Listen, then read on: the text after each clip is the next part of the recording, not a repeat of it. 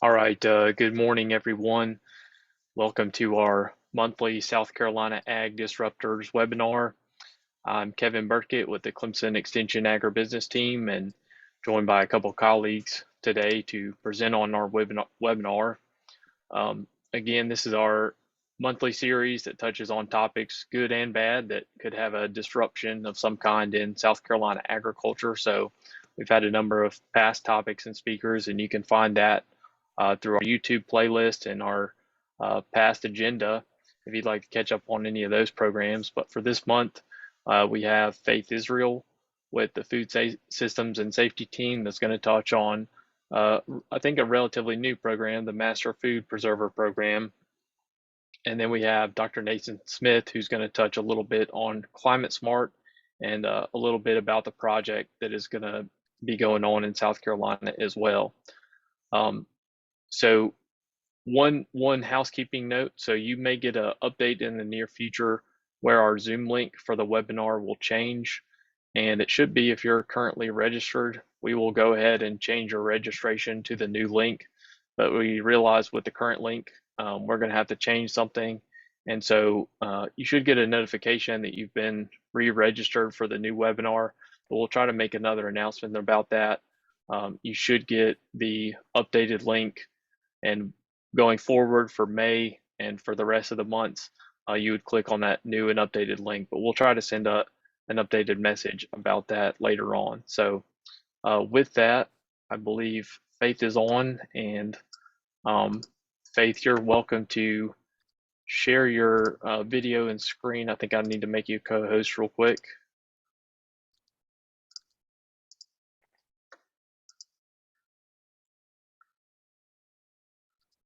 All right. So good morning and thanks for joining us. Not a problem. Great day. Thank you for inviting me. Let me make sure that I share the proper screen for today's presentation. All right, can you see that? We can, yeah. Awesome. So again, as he has shared, my name is Faith Isreal. I'm a food systems and safety agent with Clemson Cooperative Extension Service. I am housed in Richland County. I work in Fairfield and in Kershaw County as well. And as he shared, the South Carolina Master Food Preserver is a relatively new program. I'm the coordinator for that. And we saw that there was a need. And so we addressed that. So we're in our pilot year. Currently, we have 36 individuals who have went through the program, and they are slated to graduate in June. So I'm going to talk about a bit of food history, of food preservation, and then go into the logistics of the program. So the history of food preservation, the great thing about food preservation is it's not new, and it's something that has been practiced in many different cultures. Because we have to save our nature's resources to be able to stay alive. And so depending on the climate of where people live, depend on some of the things and methods they use to preserve their food. If you're in a icier climate, then you'll use the outdoors to help preserve that food. And then also depending on where you are, you will kill and eat right away versus letting things spoil. So different cultures. So we'll talk about the different methods of food preservation, beginning with drying. So some things could be naturally dried in the sun with the breeze. And so food was very actively dried in the Middle East and parts of Asia. So fruits and vegetables have been preserved from drying with the Middle Ages. And sometimes they use, not only as you see in this picture here, the sun, but they also had their own methods of drying houses where they could hang their wild game, domestic animals, fish, again, so, and then also smoke. So dehydration is the first form of treatment. Again, you want to dry that food, a way of preservation, and then you'll smoke it. And so they'll use salt to help do that, and rock salt, sea salt, or any other spices to help that, and to dry the meat of the meat product, the fish or the wild game.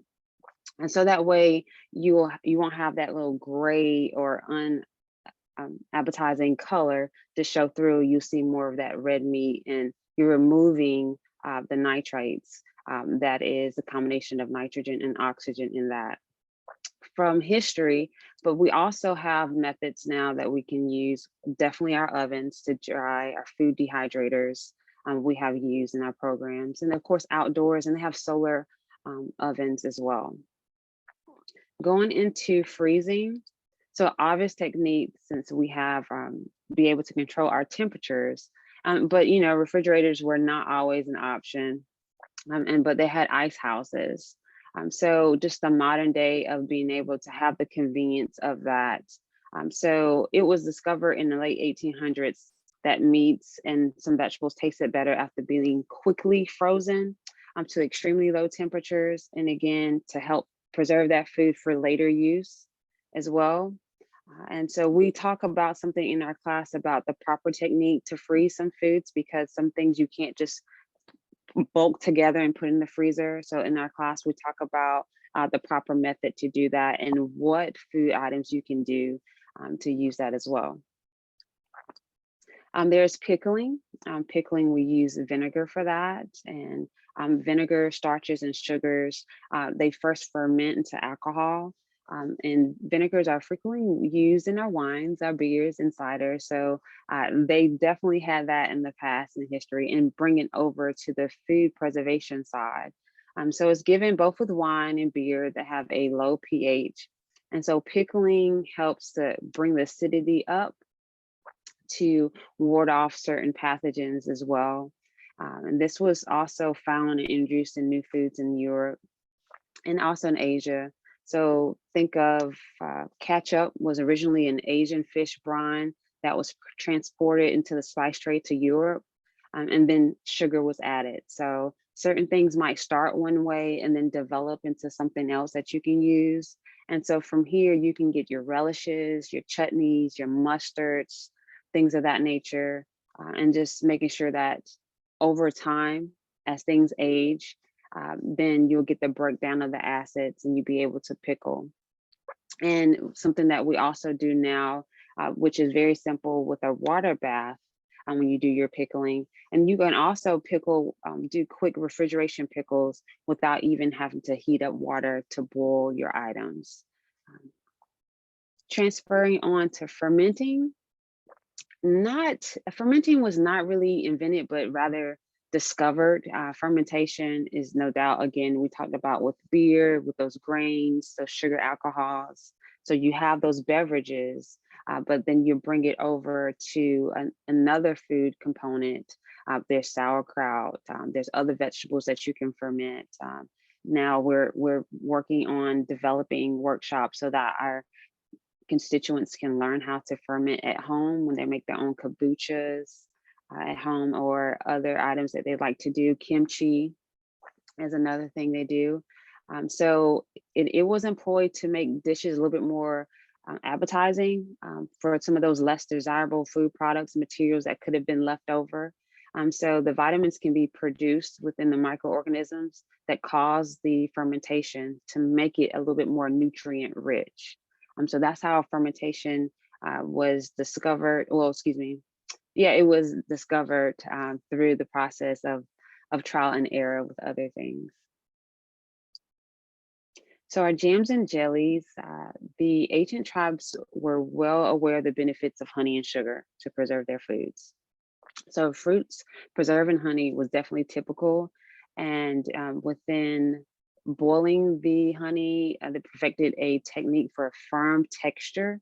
And sugarcane was brought to Europe by the same zeal with the Indian trade and other delicacies. And so home wives learned to produce their, to preserve their fruits with the sugar, and also having less amount of sunlight directly on the fruit.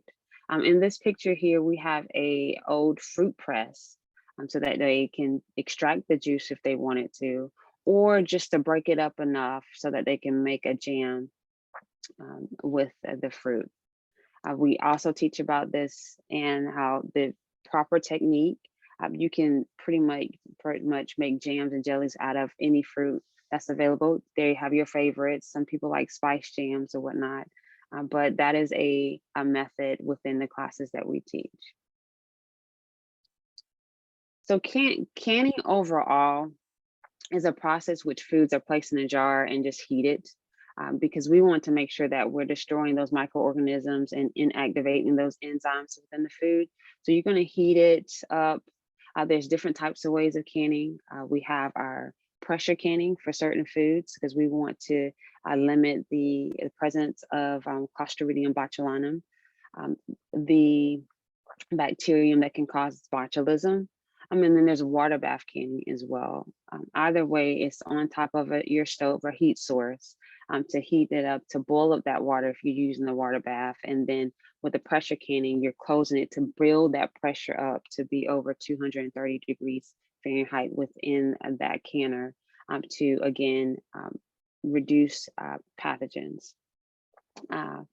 And so when you're doing mixed vegetables, definitely want to do your pressure canner. If you're doing meats, pressure canner. Water bath canning, again, those examples are some pickling and some high acidic foods that you can do that for as well. So transferring on to the Master Foods Preserver program. So it is a statewide program. We are housed under the College of CAFLs, College of Agriculture, Forestry, and Life Sciences. And then within that, through Clemson Cooperative Extension, which is the educational outreach arm of Clemson University. So the South Carolina Master Food Preserver Program is a public service and educational program that teaches the research base of safe home food preservation to help increase food security while also reducing botulism in home canned goods. Another thing that we have found over the course of the pandemic, where a lot more people were canning at home, there were hardly any canning supplies and jars on the shelves during that time. And so we had to adapt some of our learnings to go to more of a virtual classroom for that.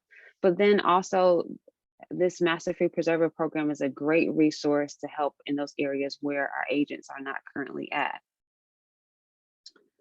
So what is a Master Food Preserver? So that is an individual that has worked with us and that has been trained to extend the education that we have to others in their community and in rural areas. Again, this is research-based, non-biased information from Clemson University and from the USDA. So who should apply for this? This is for individuals who have experience with food preservation. And that could look like with water bath canning, with steam canning, with pressure canning, freezing and drying. Again, we want to understand that you have a foundational knowledge of this information. And we're going to take what you know, enhance that and elevate that, and then also help you to build that confidence so that you are willing to help teach others. So why should you become a Master Food Preserver? It's a great way to contribute to your community.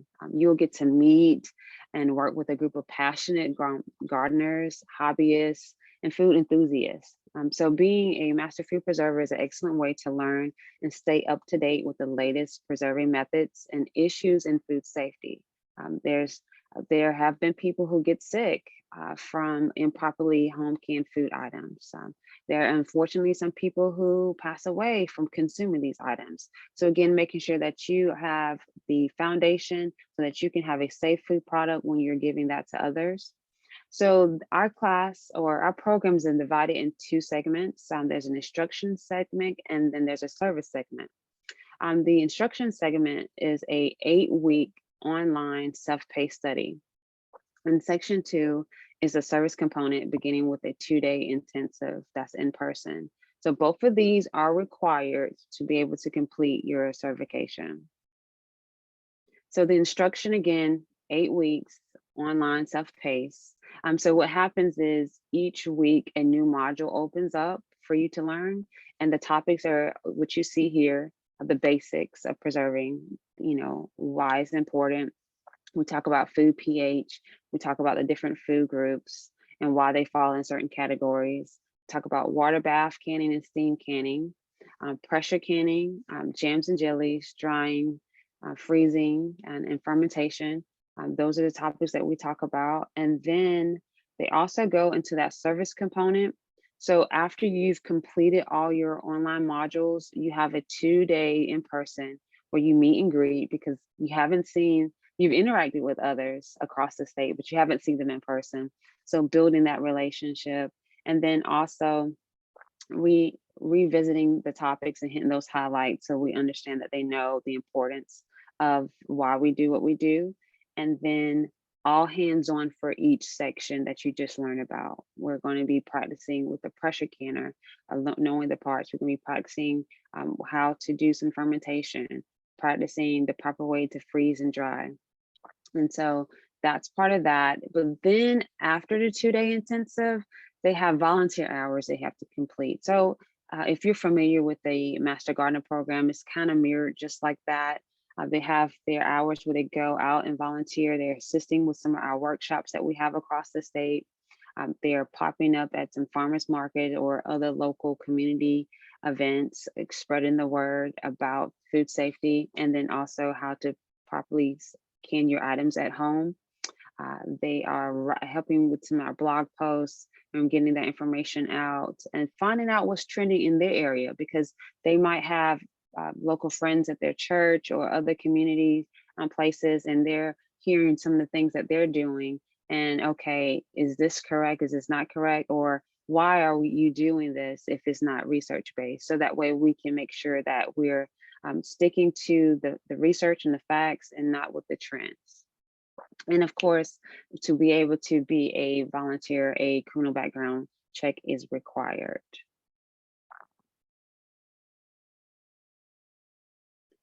So if you are interested in food preservation workshops, if you don't want to be a master food preserver, but you want to learn about the different components, we do have that available as well.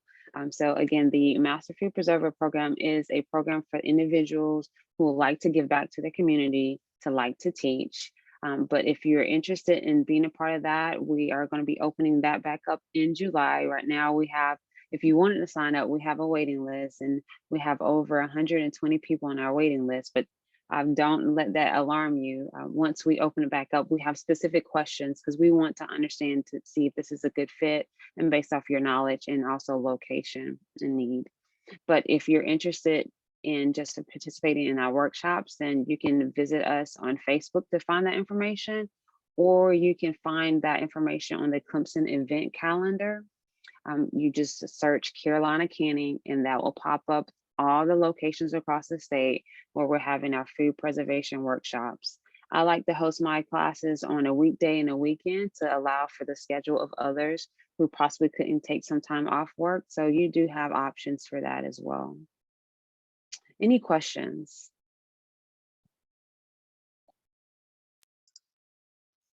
Yeah, I was going to remind participants they can submit questions through chat if they have any. And I did have just one. I think you touched on it a little bit, but as far as the modules themselves, I think you said they'll be released kind of over time, but it's on like a sort of a self-study basis for the participants. Yes, so it's self-paced. So each week a new module opens up. So if you have some of those adventurous ones that like to go ahead and complete things early, they still have to wait. But then again, if you have those who life gets, happens and you can't get to your module right away, you just complete one and then the other one is automatically open for you once you complete the other. So it's so that way it won't be too overwhelming as well. So that's why we did it that way, but it is still self-paced. Okay. And have any of the current participants, have they mentioned how they are thinking about maybe accruing some of their volunteer hours, or they're still thinking about that some? Well, we host a meeting to talk about that. So we want to make sure that everyone has the resources that they need to feel comfortable and confident to be able to complete those hours by the deadline. And I've just received an email today that someone's already finished with theirs. So it's like they're teaching. They're not hosting classes or workshops, but they're sharing the information they know with others. They are also in attendance with us to set up for our programs, and also during the day when we deliver those workshops. That is the option. We have individuals, we have checkout kits for tabling events where they set up all the table display, and they're there to answer questions people might have and give out information about food preservation and when the next workshop's available. That's an option. And then we have individuals who like to, they're steady in the kitchen, so they're taking pictures of some of the things that they're preserving, and they're writing about that experience to share with others. So those are just a few of the options. But and then also we want to pull from the talents and of our volunteers. Recently, we have a volunteer who works, if I'm not mistaken, at a recording studio. So they gave the day for other volunteers to come in, and we did some recordings of each of the segments so that they can air that on public television, and also for them to get their volunteer hours. So it's very neat during our pilot year, what we're learning, and then how we can make the next year even better. Okay. And I did see a couple questions come through in the chat. One said, how long does each module typically take? Okay, let's see. I believe the longest module that I have is about 35 minutes. And then there is a 10 question, 10 questions for each module for you to answer. If you don't pass within the first one, you can definitely take it again. It's just asking you these questions so you can keep the top of mind some of the highlights from each module. Let's see. What do people with the training, what do they do once the training is complete? People have their different reasons why they want to participate. Of course, we have those that still work, and we have some retirees. Some people want that certification, and then they can tap into other components, other programs that we have. They might have a local business. I haven't had anyone that I'm aware of that does that, but right now, the only thing that we know that they do once they graduate is to be able to assist and help teach in their community. And there's no tools or supplies needed to be a part of the program. One highlight that made me think, there is a registration fee for the program. The program is $300 to be a part of it. We're shifting our date. So this past cohort, it opened in October, and they had to finish all their modules before our 2-day intensive, which was in January. That was held in the middle of the state. And then from January to June, they have to complete those 30 hours. So June 30th is when they have to complete those hours before they can officially be a graduate of the Master Food Preserver program.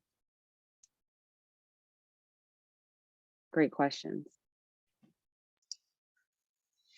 Okay, well, thank you, Faith, for sharing a little bit about the program. And so I think you mentioned they can reach out to you, but then also follow some of those links if they're interested in the program and some of the other classes. Yes, so I can put in the chat the link to be sign up for the waiting list when it opens. And then yes, you can, if you have questions about classes in the middle of the state, you can contact me. And I also provide the link for the event calendar because we have classes across the state as well. All right, great, thank you.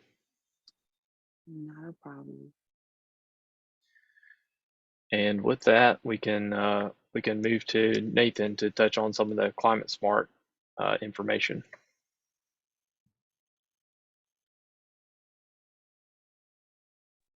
Thank you, Kevin. Can you hear me okay? I can hear you. I don't see a screen yet, but you may not have shared yet. Yep, hold on.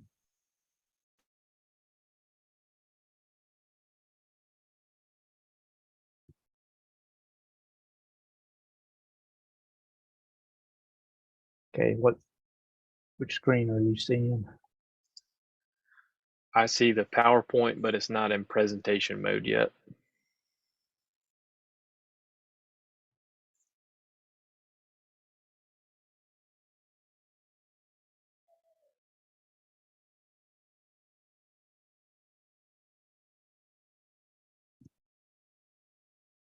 How about now? Yep, looks good. Okay, good deal. Thank you. Appreciate it, Kevin. I was asked to talk a little bit about a project at Clemson and South Carolina State University. were recently awarded, and it's titled Climate Smart Grown in South Carolina, Building Partnerships in Climate Smart Commodities in South Carolina. And so I thought this was relevant for ag disruptors, particularly when we start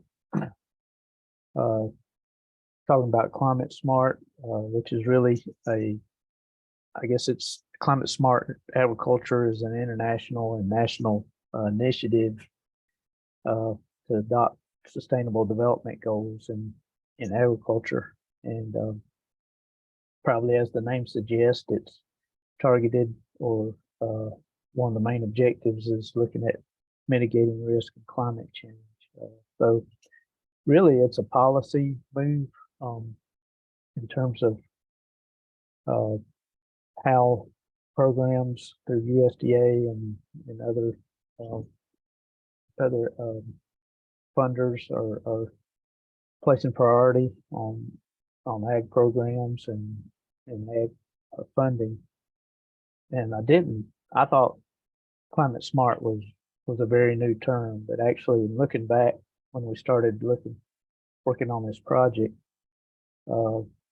2009, 2010, it seems to be when climate smart agriculture really, the term was started being used, particularly through Food and Ag Organization. There's a 2010 report on climate smart agriculture, and basically United Nations FAO defines it here. I copied it off their webpage. Defining climate smart agriculture is an approach that helps guide actions to transform agri-food systems towards green and climate resilient practices. And so again, it's a national and international approach at trying to address sustainability and ag productivity, and also I think directed towards our food supply and adapting towards different changes in the climate, whatever the belief is on the cause, just looking at trying to be resilient in agricultural productions and reduce basically what this project's about. And I think overall, when you talk climate smart ag, it's about reducing greenhouse gas emissions and sequestering carbon. And when President Biden was elected, one of the first things that his administration did was kind of direct the USDA towards climate smart or climate change and rural investment. There was a Climate 21 project that sent out memos to the administration with recommendations for the agencies and the Department of Agriculture, U.S. Department of Agriculture. Their number one first, or at least the top recommendation that was listed, was a secretarial order on climate change and rural investment to signal climate change as a top priority of the department. And so I see that as a disruptor in agriculture, and a good topic to talk about today. And then not long after that, the Secretary of Ag announced the Partnerships for Climate Smart Ag Commodities Grant Program. And initially it was a $1 billion funding opportunity for pilot projects on basically trying to develop a climate smart market for climate smart practices. But there was three main things that are objectives for these grants. One was implementation of climate smart production practices, activities, or systems on working lands. The other was to measure, quantify, monitor, or verify carbon and greenhouse gas benefits associated with those practices. And then third is to develop markets and promote the resulting climate smart commodities. Now, all this, when I read it originally, and start digging down and looking at it, in looking at what the grant program was calling for, what are climate smart production practices? Well, basically, those are basically conservation practices that NRCS and USDA and Extension and land grant universities and others have been, doing research and education on, and encouraging farmers to use where it can be adopted. And so really it's just the repackaging and renaming of things like conservation tillage and cover crops. At least that's Nathan Smith's interpretation of what climate smart is. And after all, there was a big response to those grants, call for proposals, and USDA ended up tripling. Instead of $1 billion, they've invested $3.1 billion in 141 projects through this partnerships in climate smart ag commodities. And there was 2 funding calls. One was for large grants, and the second one was for smaller grants under $5 million. Clemson and South Carolina State put in a grant together, and we were actually one of only 2 solely university or state projects, university projects chosen, and one of the 14 of the top in the top category there. So the $5 million to 95 million projects were under that first funding pool, and then the second 71 projects were under the next.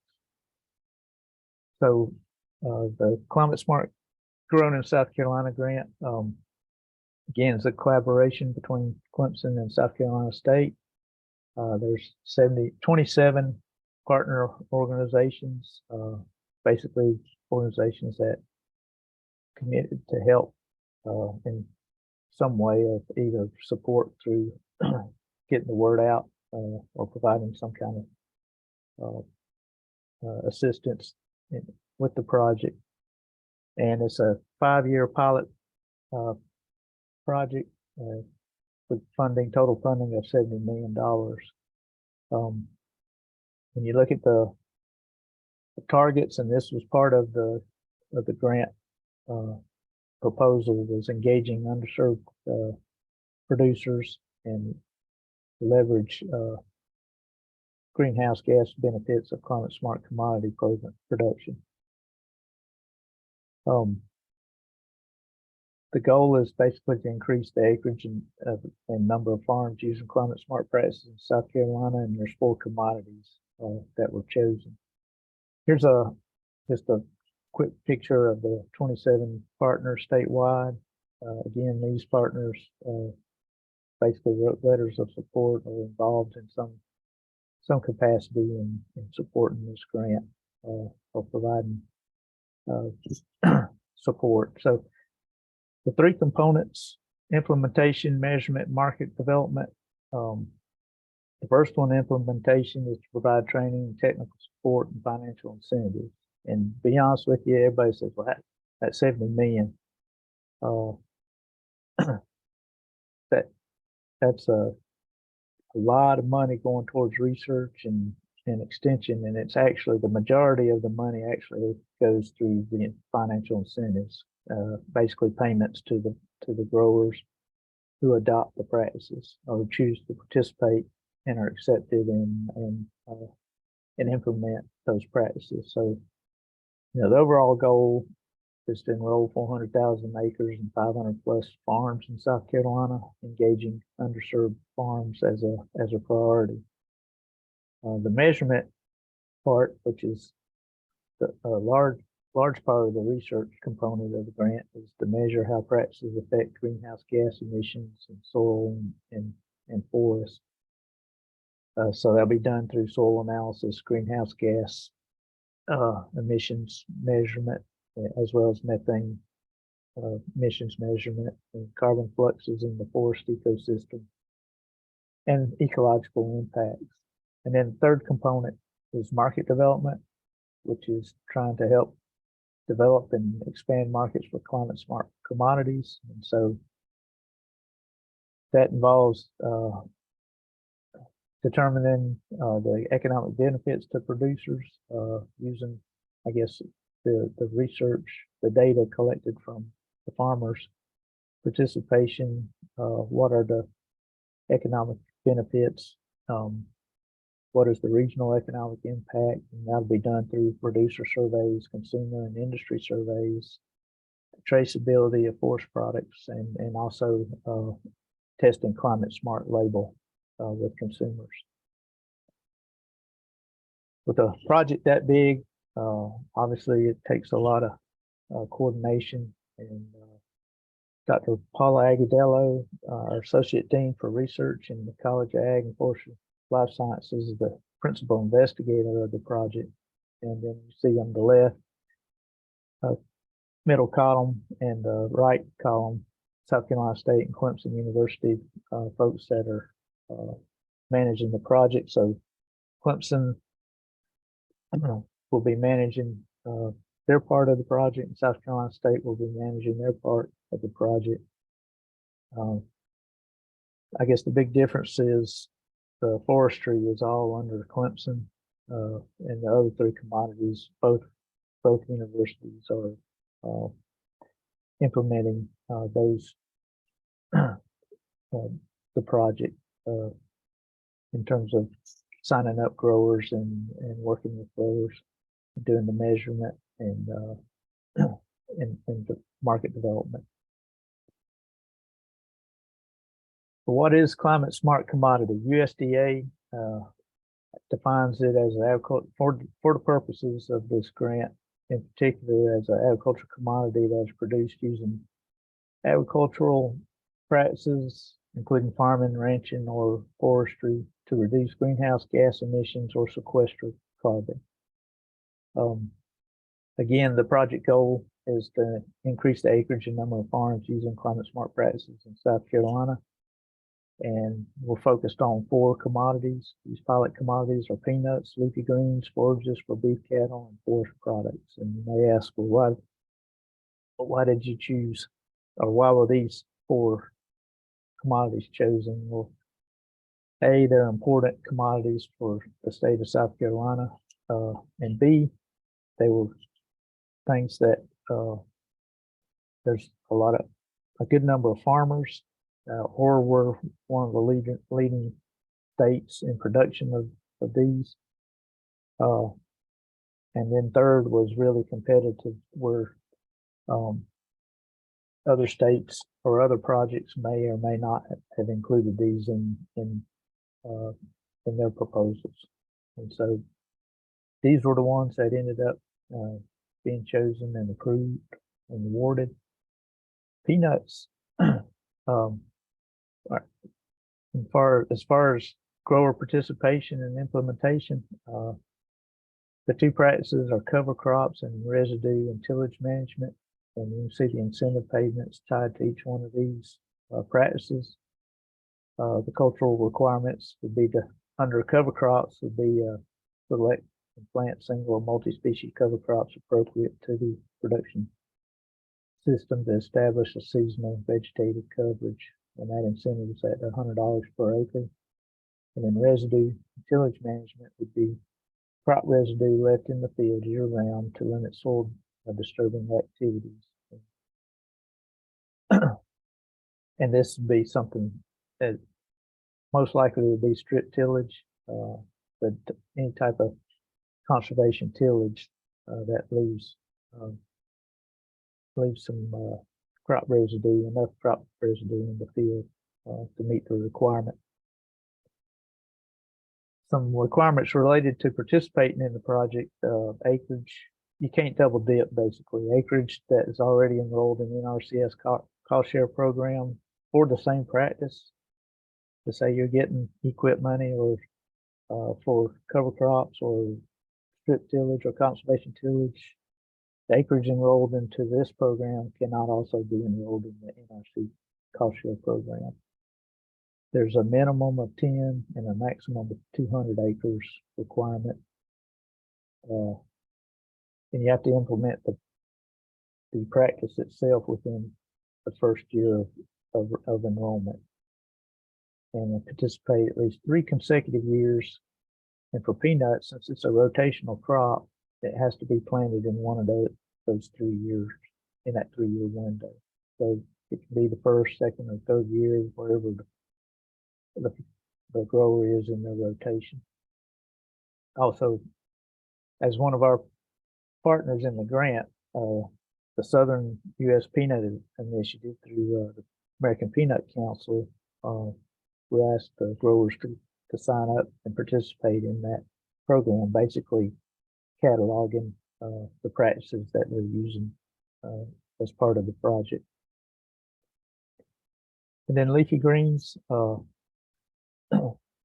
cover crops, reduced tillage and mulching, higher payment per acre, but a smaller per acre requirement, $1,500 per acre. And each one of these practices or cultural requirements, whereas peanuts, you could actually do both, and those payments could be additive. In leafy greens, you have to choose one. So you can't collect $1,500 per acre on each practice. You choose one, and that's what the participant incentive payment will be received, is either the cover crops, reduced tillage, or the mulching. The enrollment minimum is a ½ acre and the maximum 5 acres. And again, 1 year, implement the practice within a year of enrollment, participate for 3 years, and plant one of either collards, kale, mustard, or turnips within that 3-year window.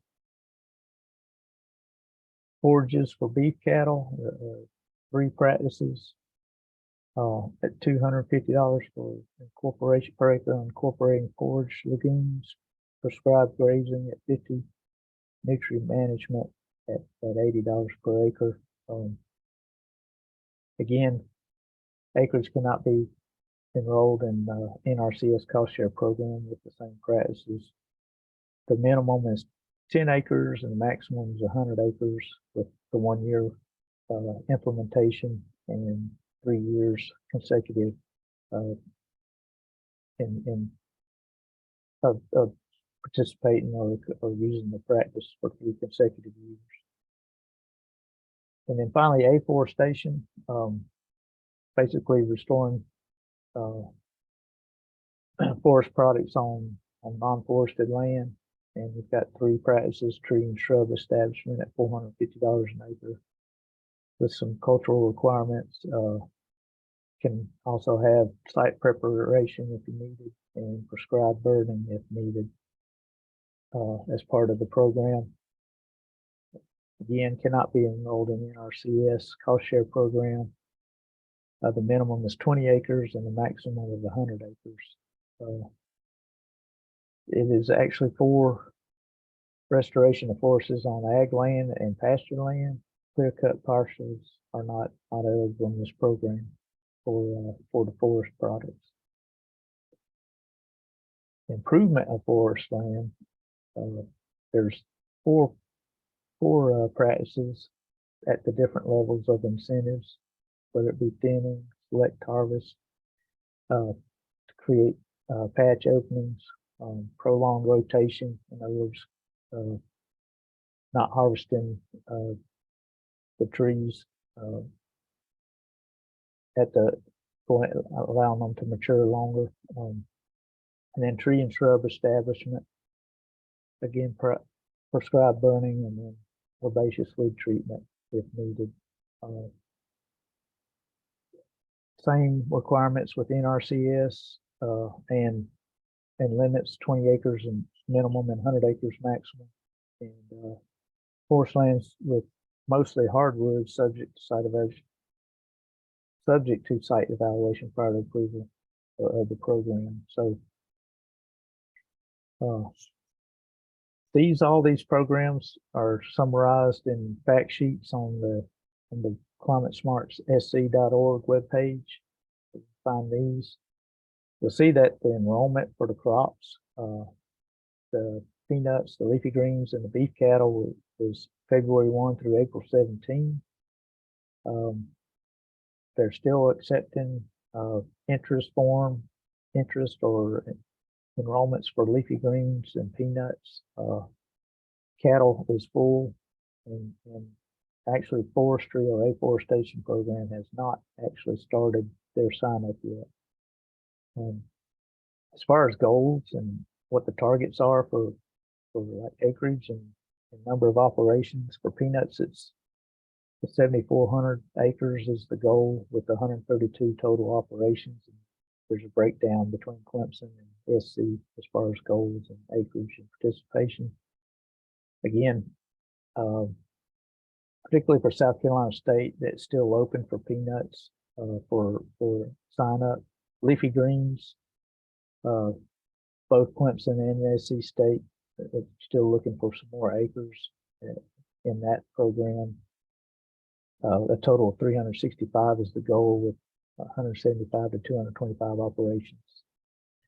And then 2,300 acres of forages for beef is the goal, and that would be 50 to 60 operations. And then restoration, 360 acres on forest, and then improvement and management 500 acres. Again, this is only through Clemson in terms of sign up for participation. So what will that's the implementation, and that's obviously trying to increase implementation of these practices on farms and operations. As far as the measurement component, as part of signing up, the producers, the growers will be having measurements on their fields to collect data from the farms and forest lands throughout the project. And they'll be getting baseline soil profiles for soil health assessment, soil microorganism activity, and greenhouse gas emissions. They'll be measuring cattle methane emissions and soil nutrient accumulation and forage plant nutrient value on the forage for beef cattle plots or field tests, and then forest ecosystem carbon fluxes, pollinator diversity, bird diversity, and forest pests and pathogens will be measured on the afforestation part. And this information, as far as the measurement, will be entered into USDA's Comet Farm to also generate or to calculate what the estimated carbon sequestration and greenhouse gas emissions are on each one of these farms. So it'll be a pretty good sized team working on this to help the farmers and with collecting this data and entering the data into Comet, and also helping them with implementing the practices. The third component, the market development component, is actually the part that I'm involved with, along with Dr. Anna Thayer, Dr. Felipe Da Silva, and Dr. Michael Basalis out of the Agricultural Sciences Department. And basically what we'll be doing is looking at the barriers and motivations of producers for adopting these climate smart practices for the targeted commodities, and be looking at the profitability of those products, the marketing opportunity, and developing enterprise budget analysis based on the data, the production data. We'll also be doing consumer preference surveys with willingness to pay estimates, industry surveys, and Dr. Marzi October will be doing forest products traceability on their part of the project. We'll also be testing the climate smart labels and certification, and looking at developing the market and doing a regional impact assessment. And all this is basically, I think back in July of last year, I did a Ag Disruptors webinar on carbon credits, and the implementation and the measurement, and you see the measurement being really key in this, because right now the carbon markets basically are based on formulas, or in each purchaser or program that's doing carbon credits, they all have different ways that they're verifying and measuring the carbon sequestration that they're paying for. And I think hopefully we're going to learn something out of this project on what is really the greenhouse gas emissions and carbon that is sequestered through these practices, get more empirical data that we can share and use in the market, developing those markets. So again, the enrollment period has passed for well, basically they've gotten enough sign up for the forages on beef cattle, still accepting on peanuts and leafy greens, and the forestry is coming out. I think they have a webinar or an information session on April 2026, I believe. But if you go to the program website, climatesmart.sc.org, there'll be an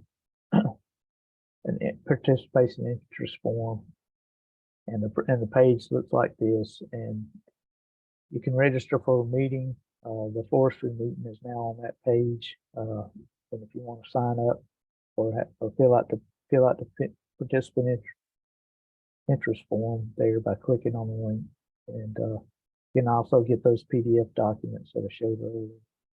And there's contact information at the bottom if you got questions related to enrollment or just general information overall. We're also, through the grant, have hired, I was talking about earlier, the technical support for the project. There's a couple of job announcements for extension associate for the vegetables, for the leafy greens, and for gas measurement for the field techs. So those are posted on the website too. So that's pretty much an overview. Again, why might this be a disruptor? Well, basically, when you look at what commodities are highly exported, and the fact that this is a global initiative, and you've got cotton and peanuts and soybeans and corn are all doing sustainability initiatives now, and you know, it actually, Europe has guidelines now for commodities that they import that they want them to meet sustainability initiatives. So, you know, this could be a potential disruptor in the exports for certain commodities, particularly cotton. But you know, soybeans, poultry, even peanuts, certainly forest products that are exported out of the U.S. And this all also, I think, is related or correlated to ESG, environmental social governance, where your large companies have sustainability initiatives, and they have statements, policy, and goals to reach carbon neutrality, and there's even, you know, investment related to the ESG initiative. So whether we like it or not, I think farmers and the ag industry has to pay attention to these things and be able to talk the language and understand what consumers are looking for, and and hopefully we'll learn more about what they're willing to pay for related to these practices. So, Kevin, I'll stop there. I think if we got time, I'll be glad to try to answer questions too.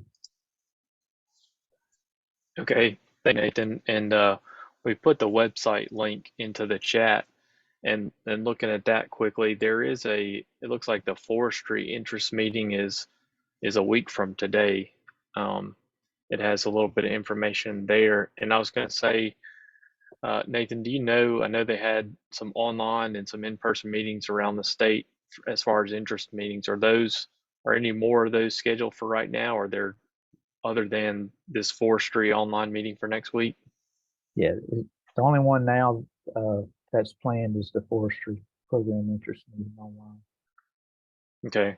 that I know of. And it does look like that website, it has the interest forms, it has the contact form, and then contact for some of the different program coordinators. So that website is definitely a good resource. And I thought I saw another question come through the chat, but it has disappeared from my screen. So if there was something you asked and it hasn't been covered yet, if you'll resubmit your question, we can cover that. But I'm not sure if it got deleted somehow or if somebody got kicked out of Zoom or what.